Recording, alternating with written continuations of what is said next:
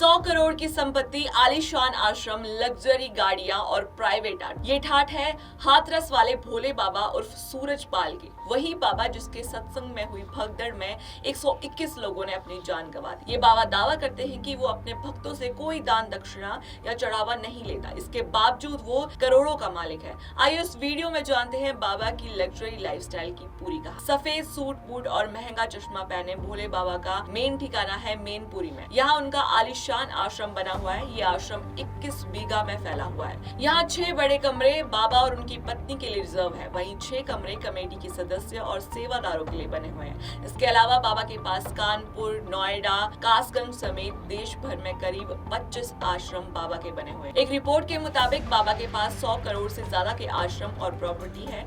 हालांकि बाबा सीधे तौर पर इस आश्रम का मालिक नहीं है। 24 मई 2024 को ये सारी प्रॉपर्टी बाबा ने नारायण विश्व हरिस ट्रस्ट के नाम कर दी। एक रिपोर्ट के मुताबिक बाबा पहले आगरा के एक छोटे से मकान में रहते थे। अब उस मकान को मंदिर का दर्जा दे दिया गया है। मकान पर ताला लगा हुआ है। लोग उसे बाबा की कुटिया भी कहते हैं। वहीं बाबा को लग्जरी कार्स का भी खूब शौक है। बाबा खुद फॉर्च्यूनर से सफर करते हैं। आसपास बड़ी बड़ी गाड़ियों का काफिला चलता है। हाथरस में सत्संग करने भी बाबा 15 गाड़ियों के काफिले के साथ पहुंचे थे। इसके अलावा बाबा कहाँ जाएगा, कहाँ कार्यक्रम होगा, कहाँ किस कार्यक्रम में कितने लोग आएंगे, ये सब बाबा के सेवादारों की फौज तय करती है। जब आश्रम से बाबा का काफिला निकलता है तो उसकी गाड़ी के पीछे सैकड़ों सेवादारों की फौज दौड़ती है। इसके अलावा बाबा के पास खुद की 3 आर्मी भी है। आर्मी में महिला और पुरुष दोनों है। पहली आर्मी का नाम है नारायणी सेना और दूसरी का नाम गरुड़ योद्धा और तीसरी का नाम हरिवाहक है। नारायणी सेना में 50 लोग हैं जो गुलाबी रंग की ड्रेस पहनते हैं। गरुड़ योद्धा में लोग काली ड्रेस पहनते हैं और इन्हें ब्लैक कमांडो भी लोग कहते हैं। और वो लोग जबकि हरिवाहक में 25 से 30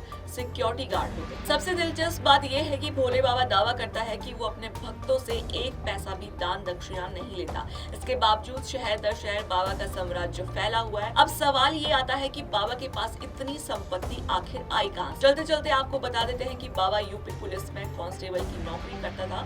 90 के दशक में वो कई थानों में तैनात रहा और उसकी आखिरी पोस्टिंग आगरा में थी। कुछ मीडिया रिपोर्ट्स में ये दावा किया गया है कि साल 1997 में बाबा पर यौन शोषण का आरोप लगा, जिसके बाद उसे जेल हो गई। जेल से बाहर आने के बाद वो भोले बाबा बनकर सत्संग करने लगा।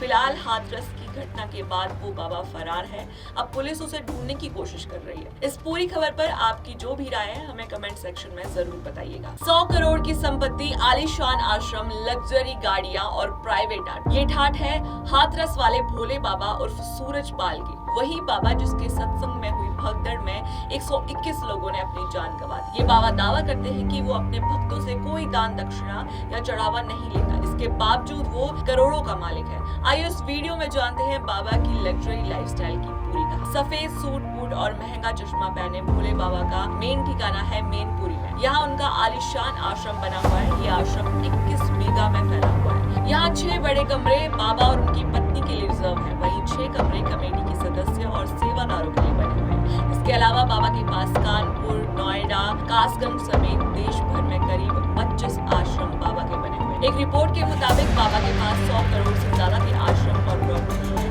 हालांकि बाबा सीधे तौर पर इस आश्रम का मालिक नहीं है। 24 मई 2024 को ये सारी प्रॉपर्टी बाबा ने नारायण विश्व हरिस ट्रस्ट के नाम कर दी। एक रिपोर्ट के मुताबिक बाबा पहले आगरा के एक छोटे से मकान में रहते थे। अब उस मकान को मंदिर का दर्जा दे दिया गया है। मकान पर ताला लगा हुआ है। लोग उसे बाबा की कुटिया भी कहते हैं। वहीं बाबा को लग्जरी कार्स का भी